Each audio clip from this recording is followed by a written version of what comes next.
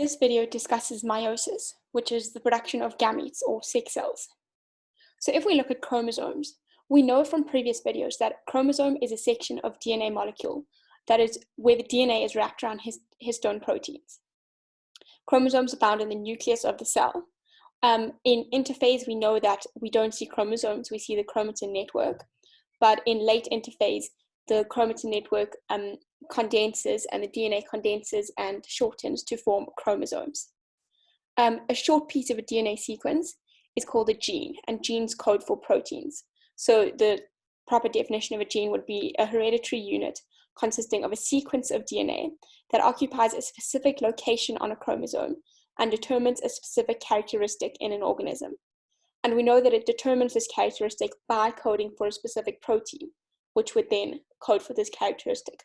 For example, if we looked at the gene for eye color, we know that this gene would code for, well, depending on the color of the eye. For example, if we looked at brown eyes, this gene would code for a protein that makes the eye appear brown, and therefore that specific characteristic would be eye color and brown eyes. You can read through the chromosome discovery timeline, but I've never seen it asked in an exam, so I don't think it's that important. We know that a genome is a complete set of chromosomes in an organism, but we must remember that it's a haploid set of chromosomes, so N, not 2N. We'll talk about a haploid in a minute. The chromosome number of a species or of an organism is the number of chromosomes per body cell of an organism, per somatic cell. So for humans, that would be 46. That would be 2N, so the diploid number. The chromosome number is constant in all organisms of a species. For humans, that's 46. Of course, with something like genetic mutations, such as Down syndrome, that's a bit different, but that's an exception to the rule. The DNA in the chromosomes is identical for every body cell in the organism. The only difference is which genes are exposed. So like I said earlier, in every single cell in your body, no matter if it was a skin cell, a heart cell, an eye cell, it would have the exact same DNA and the exact same chromosomes in it. But the different sections of chromosomes would be wrapped around histones in different types of cells. And therefore different sections of DNA would be exposed. And so different proteins could be coded for. Chromosomes before DNA replication look something like that, just straight lines, just single lines, so single chromatids. So during sexual reproduction, the male gamete, so sperm, fuses with the female gamete, the egg. This means that the gametes must each have N chromosomes, so single chromosomes, so that the number of chromosomes when they combine and when they fuse becomes 2N, so the chromosome number. Because we know that all somatic cells must have 2N chromosomes. For humans, 2N would be 46 and N would be 23. That's why each of the gametes, the male and the female gamete, each have 23 chromosomes, because when they combine, they'll form a zygote with 46 chromosomes, so the somatic number of chromosomes. If the gametes each had 2N, so they already started with 46, they then combine and get, I don't know what double 46 is, 92. And the zygote would then have 92 chromosomes, which is obviously not the required number for a human. So the diploid number would be 2N, and we know dip, like di, related to 2. It's very easy to remember. The human's diploid number is 46. The haploid number would be the N, so the single number, that would be 23. And meiosis is what happens when a cell goes from 2N to N, so from diploid to haploid. We know that meiosis is the formation of gametes, so sex cells, and we know that gametes come from, or we're going to know that gametes come from somatic cells. So for humans, a cell with 46 chromosomes would divide and form 4 unique cells of 23 chromosomes. Of course, you'd think logically that it would divide to form 2 chromosomes of 23, but we'll see when we look at meiosis that it first doubles to form 92, or 2 cells of 46, and then each of these 2 cells divide to form 4 cells of 23. So the end product of meiosis would be cells with 23 chromosomes, so a haploid number of chromosomes. That's why we call meiosis reduction division, because it moves from 2N to N.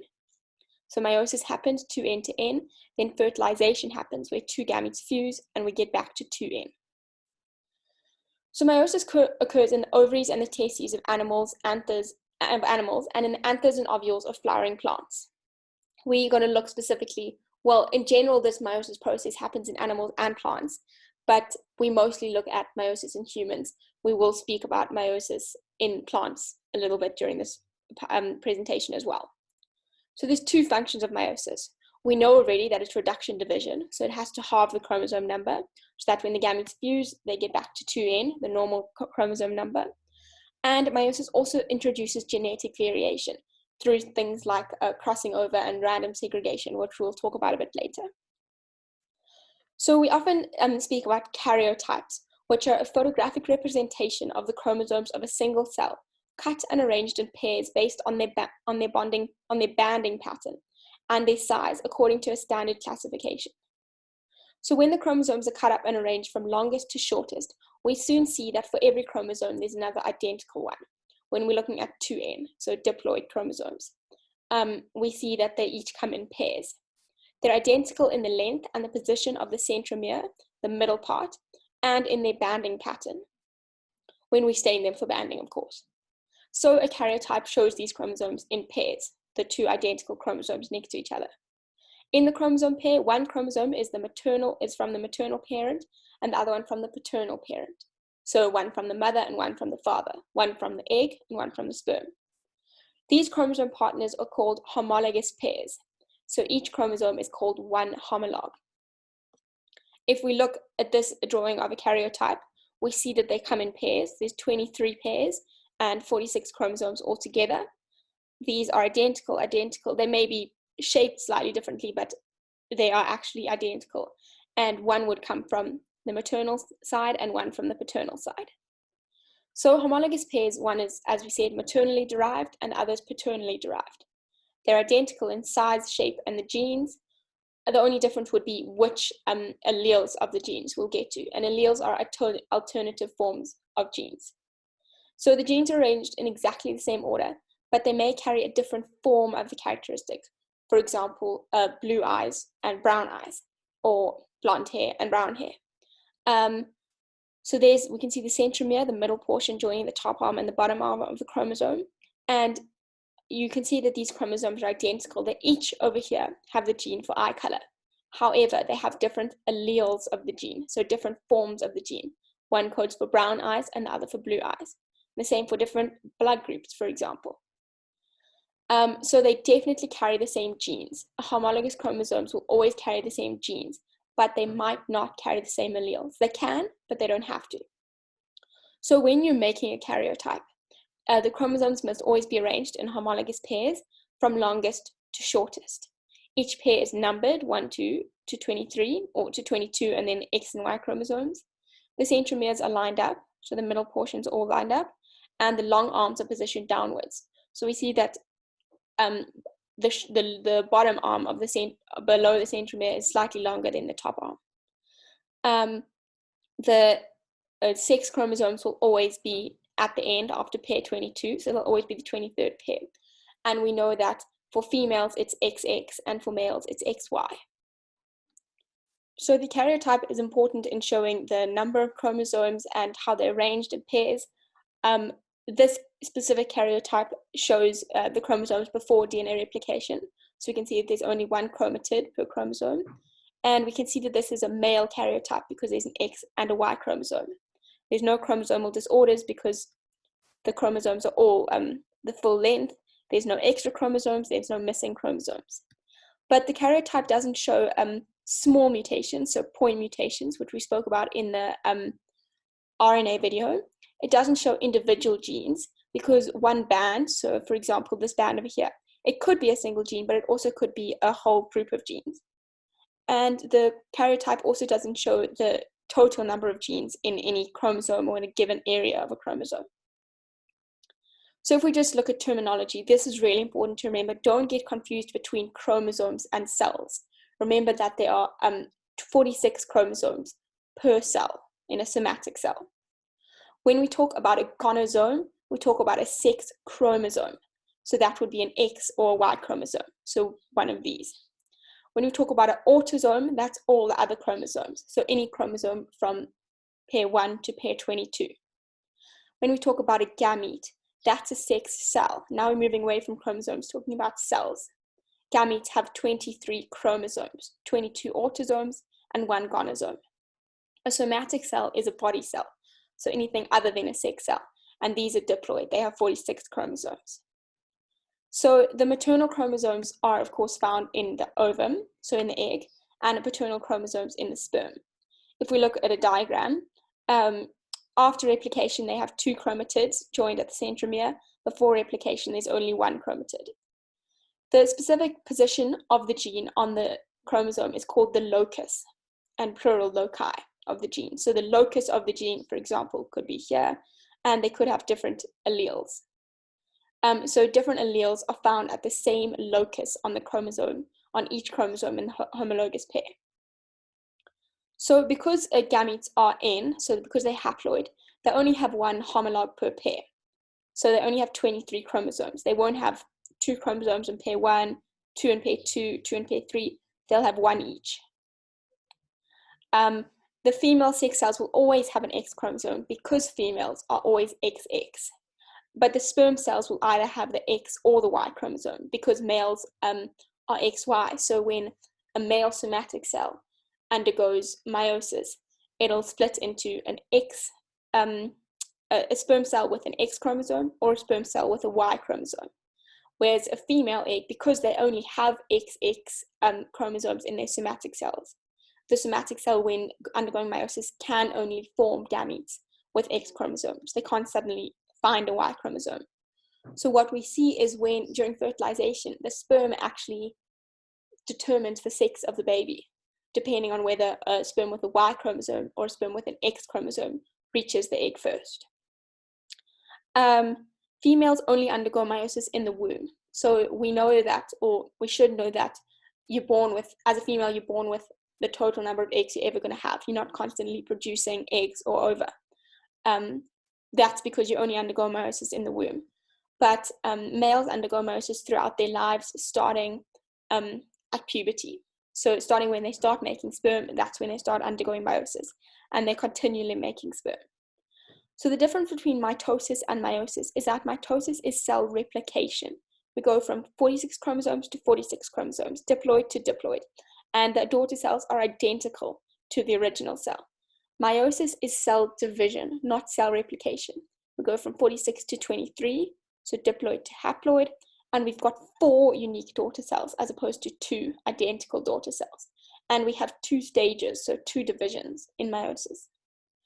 This is like almost a table, not exactly a table, to compare mitosis and meiosis. And they often ask in exams or in tests, draw up a table or tabulate 2 differences between mitosis and meiosis. And it's often good to know a few of these. Mitosis produces genetically identical cells, meiosis genetically unique cells, which we'll explore why a bit later. Mitosis results in diploid cells, so for humans that's 46, meiosis in haploid cells, so 23. Mitosis happens throughout an organism's lifetime. Cells are constantly undergoing mitosis in your body, whereas meiosis is only at certain times, so only in the womb for females and after puberty for males. And mitosis is involved in asexual reproduction because it results in genetically identical cells. Meiosis is sexual reproduction because it results in unique cells, so it's genetic variation. There's 2 main stages of meiosis, Meiosis I and Meiosis II. In Meiosis I, the number of chromosomes per cell is halved, so this is the stage of reduction division. In Meiosis I, the segments of the chromatids of the homologous pairs are exchanged, so this is what we call crossing over. And in Meiosis I, the double-stranded chromosomes migrate to the different poles. So the 2 chromatids per chromosome, so for example, if we look here, they don't separate. We can see this here in Meiosis I. It's now halved. It started with 4 chromosomes, now got 2 chromosomes per cell. However, each chromosome is still double-stranded. And the cell splits in 2, so we form 2 cells.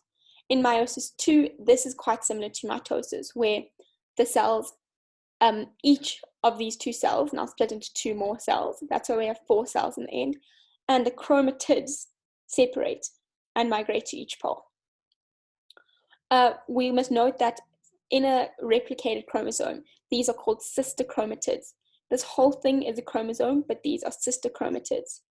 when it only has a single chromatid, it's still a chromosome, but it's not a chromatid. So I've been saying quite a lot that these are a single chromatid, which is not technically correct. It's just a chromosome. I just use the words single chromatid so that you guys know what I'm speaking about, as opposed to having two sister chromatids. So if we look specifically at the stages of meiosis, we'll start with Meiosis I. They often ask you, they might give you some diagrams and say, which stage of meiosis is this? Would it be interphase? Would it be anaphase 1, anaphase 2, telophase 2? And you've got to label it, and sometimes you have to explain what's happening in that stage.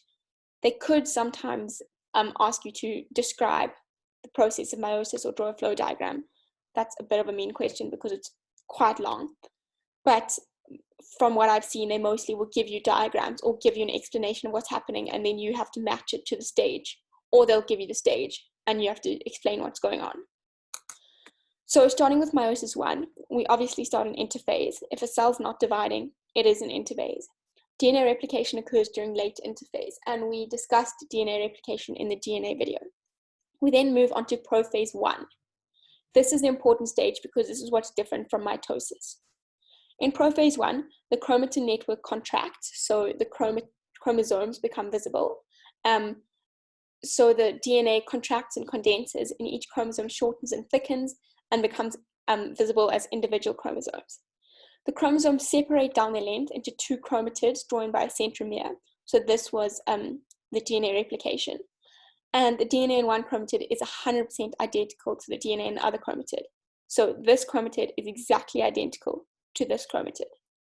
In the animal cells, the centrosome replicates and splits into two centrioles. If you see here, these would be the this would be the centrosome. I haven't drawn a picture in these notes, but if you've done mitosis, you should know what I mean by centrosome. It's just an organelle in the animal cell. It splits into two centrioles, and the centrioles then move to opposite poles. They pull the spindle fibers out between them as they go.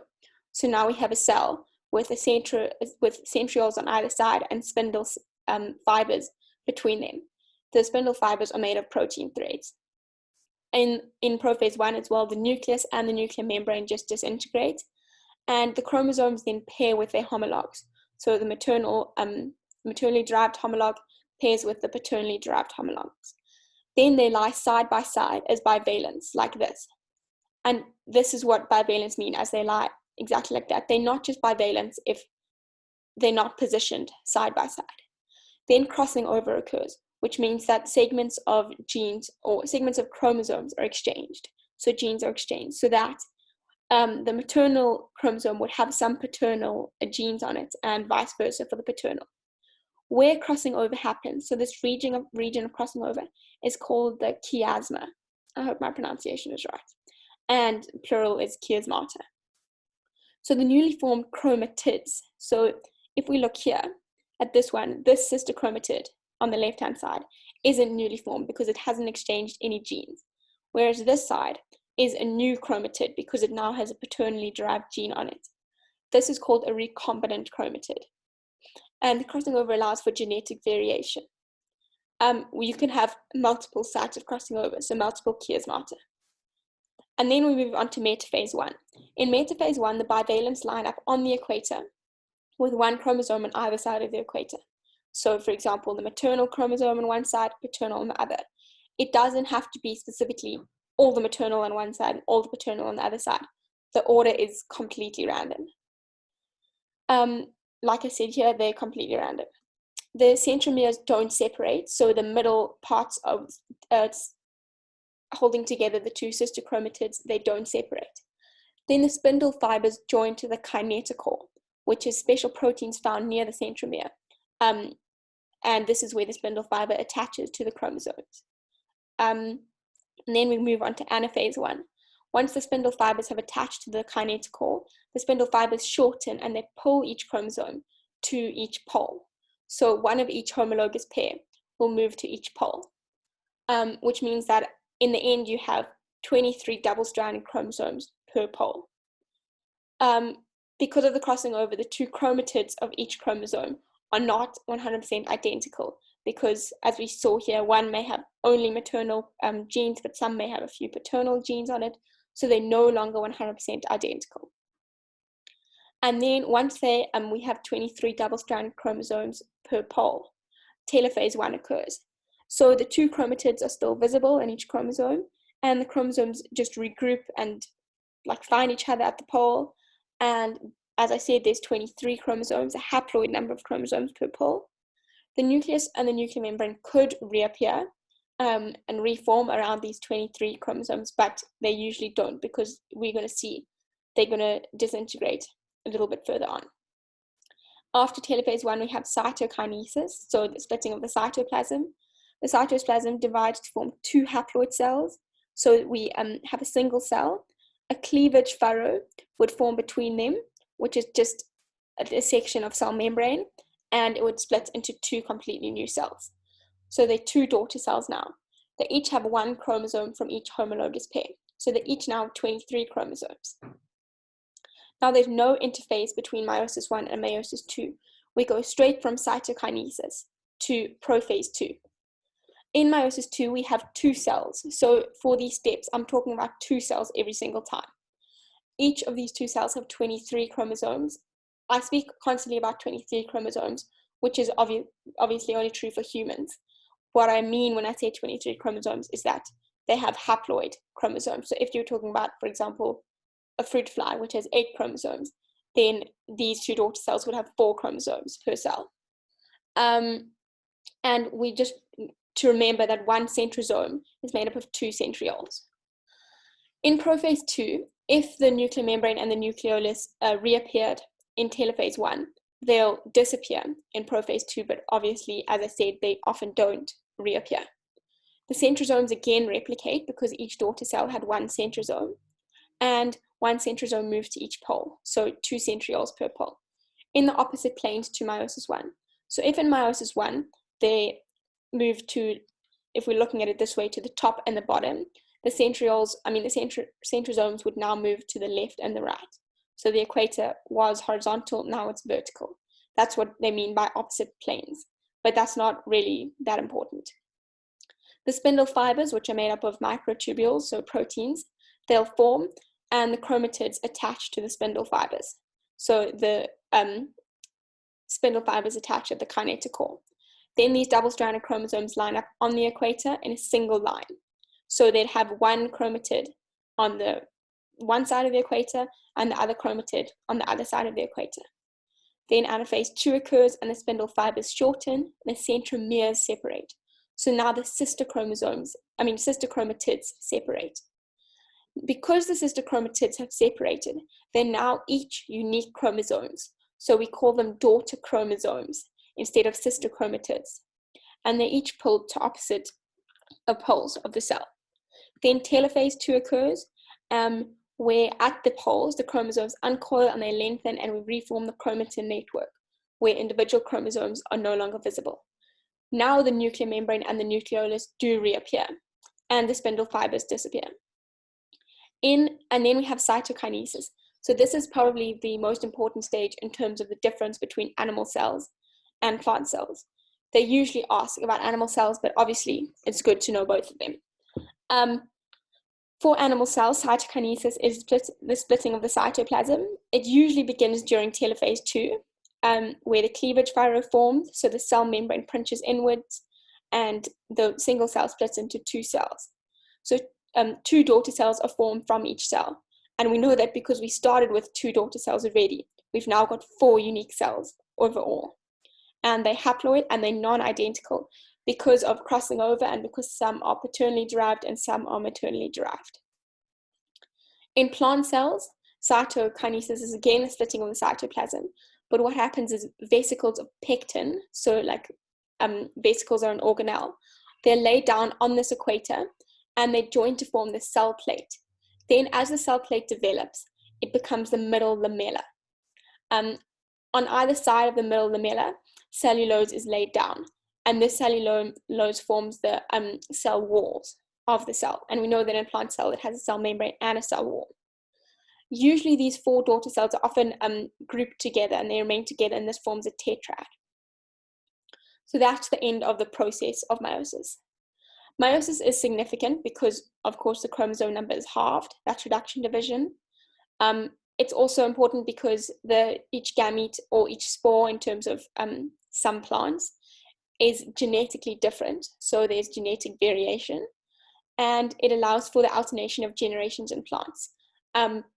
We don't really explore it in this video, but sometimes plants, one generation will be a haploid generation, the next will be a diploid generation. It'll go haploid, diploid. When we talk about genetic variation, there's 2 ways that it's accomplished. The first is crossing over, which we spoke about earlier, when they form bivalence and they cross over, forming chiasmata. And we can see there that genetic variation is formed because they're no longer identical to the chromatids or to each other. Genetic variation also occurs through independent assortment and random segregation. There's often a lot of textbooks that differ. In some say independent segregation and random assortment, but I think just pick one and stick to it. So I stick to independent assortment and random segregation. Like I said here, we were given some notes by the school which say independent segregation, random assortment. But I prefer independent assortment and random segregation. And I think on Google, there's a lot of contradicting evidence for which one's correct. But I personally used independent assortment, random segregation, and I never lost any marks for that. So Mendel's law of independent assortment states that the alleles of different genes get sorted into gametes independently of one another. So the allele one gamete received doesn't influence the allele for another gene.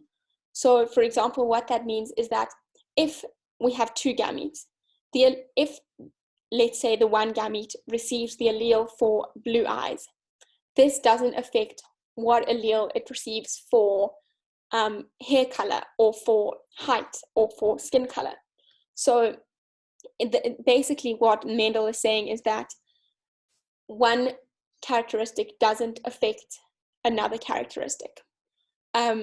If these alleles are found on different chromatids. So basically what independent assortment is saying is that the paternal and the maternal homologs line up randomly on the equator during metaphase 1, so during meiosis I, so therefore it's random which chromosomes go to each pole. Like I said a bit earlier, it won't be, for example, all the maternal homologs on one side and paternal on the other. It's completely random which goes where. And because of independent assortment, we have 2 to the n distinct gametes. So for humans, it's 2 to the 23 distinct gametes, and that's before crossing over. So we can work this out by going how many, for example, in chromosome pair 1, there's 2 ways that the maternal and paternal homologs can line up, and can be maternal and paternal, or it can be paternal and maternal. For pair 2, again, we can go maternal, paternal, or we can go paternal, maternal. And it continues like that for every single of the 23 pairs. So there's 2 ways, times 2 ways, times 2 ways, times 2 ways, all the way times 23, or 23 times, so 2 to the power of 23. And that's before crossing over occurs. So we already have 8,388,608 different distinct gametes. And that's before crossing over even occurs. So we can see how much genetic variation there is. And we know that genetic variation is very important for the survival and evolution of species and of populations. Again, crossing over achieves even more genetic variation because there's so many different combinations of maternally and paternally derived alleles per chromatid. What's important to note is that in meiosis I, the chromatids line up in pairs in metaphase 1. In mitosis, they just line up in a single line. They don't line up in pairs. That's why mitosis is similar to meiosis II. So then we can talk about chromosomal mutations. So in the video on RNA, I spoke a little bit about chromosomal mutations, and then I went into a bit more detail on point mutations. But now we can look at chromosomal mutations in more detail. So chromosomal mutations are either a change in the number of chromosomes per cell or a change in the structure of the chromosome. It wouldn't be a change in like a single base or a few bases, because that's a point mutation. So the failure of homologous chromosomes or of sister chromatids to separate during meiosis is called non-disjunction, and it causes gametes with one too few or one too many chromosomes. So if we look at non-disjunction in meiosis I, we see that what happens is, for example, this pair of homologous chromosomes doesn't split properly. So this daughter cell now has 3 chromosomes, whereas this only has 1. And so these new cells have 3 chromosomes, 3 chromosomes, and 1 chromosome, 1 chromosome. So 1 more than the haploid number and 1 less than the haploid number. And we can see that if non-disjunction occurs in meiosis I, then all 4 cells, all 4 daughter cells are affected in the end. If meiosis happens if non-disjunction happens in meiosis II, so it happens to the sister chromatids as opposed to the homologous chromosomes. In meiosis I, everything occurs as normal, they each get 2 chromosomes, but in meiosis II, the sister chromatids fail to split, meaning that one daughter cell has 1 extra chromosome, one daughter cell has 1 fewer chromosome, but these 2 daughter cells have the correct number, so only 2 daughter cells are affected. Trisomy is what happens when a gamete has 1 extra chromosome, so n plus 1. So trisomy, and this gamete obviously has to be fertilized. So there's 3 of a specific chromosome in a pair. So Down syndrome is an example of trisomy because we have 3 chromosomes in the 21st pair. So then the fertilized cell now has 2n plus 1 because we have an n plus 1 gamete and an n gamete. And n plus 1 plus n obviously gives us 2n plus 1.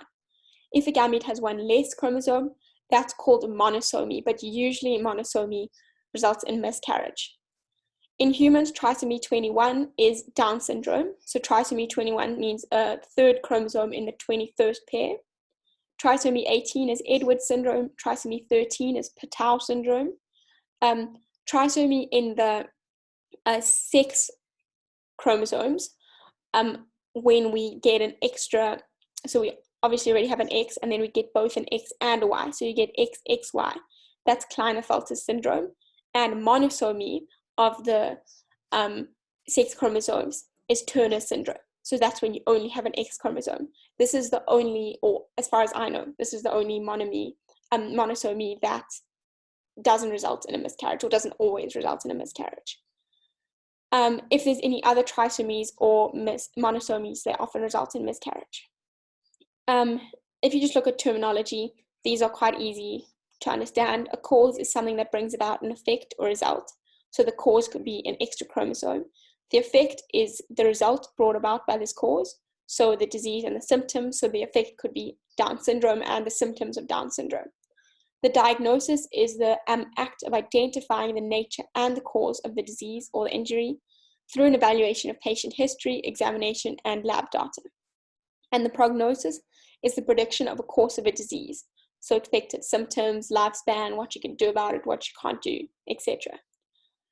So I've just gone into a little bit more detail about some of the chromosomal mutations: Down syndrome, Klinefelter syndrome, Turner syndrome. You can read those. They're pretty self-explanatory. They won't often ask, what are the symptoms of Klinefelter syndrome? But they may give you a case study, for example, on someone who has the syndrome, and it's good to sometimes have a bit of background knowledge for that, especially Down syndrome. That's quite an important one. If we look at something called polyploidy, polyploidy is the conditions where cells have multiple sets of chromosomes. So we know that trisomy is 1 extra chromosome. So polysomy is when the cell has 1 or 2 or 3 extra chromosomes. But polyploidy, as opposed to polysomy, is when they have 1 or 2 or 3 extra sets of chromosomes. So an extra chromosome in every pair. Usually they'll have 3 to 4 sets, as opposed to 2 sets for a diploid cell. Polyploidy mostly occurs in plants. It's very, very rare in animals. It'll almost always result in a miscarriage in animals. So we can genetically engineer plants to have diploid gametes, so that when they fuse, if they fuse with a haploid gamete, they form a triploid zygote, so 3N, or these 2 diploid gametes can fuse with themselves and form a tetraploid gamete, a tetraploid zygote, so 4N. We can see here that if you just look at a drawing of polyploidy, DNA replication occurs, the chromosomes have sister chromatids, meiosis I happens, and none of the chromosomes separate. So this has 0N, so 0 chromosomes. This is still a diploid cell, even though we should have two haploid cells. Then meiosis II occurs, and these cells are still diploid. However, the sister chromatids have separated. So now we have non-replicated chromosomes. And then if they fertilize or self-fertilization, or if they just fertilize with another diploid cell, we'll get a cell that eventually lands up with 4N, so tetraploid number of chromosomes. So in flowering plants, polyploidy is quite important. It's very common, and it's played a very important role in their evolution. We often use it when we genetically manipulate plants to get plants with bigger fruits, bigger flowers, so we can get a bigger yield from them. So the strawberries that we often eat are actually octoploid. They have 8N. Seeded watermelon is triploid.